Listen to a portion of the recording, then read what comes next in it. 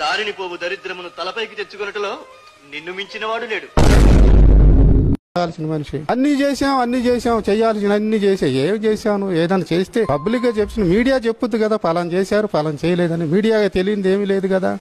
నీ గురించి విన్నాను, కొంచెం కొవ్వెక్కువని. కానీ ఇప్పుడు చూశాను, కొంచెం కాదు చాలా ఎక్కువ. ఇంగ్లీష్ మీడియం స్కూల్స్ జగన్ ఉన్నప్పుడు ఫ్రీ ఉన్నప్పుడు ఈ కార్పొరేట్ స్కూల్స్ అన్ని ఫీజులు తగ్గించినాయి. పిల్లలు తక్కువైపోయారని చెప్పి కాంపిటేటివ్ వరల్డ్ లో ఆయన ఫ్రీగా ఇంగ్లీష్ మీడియం ఇస్తున్నాడని వీళ్ళు తగ్గించారు.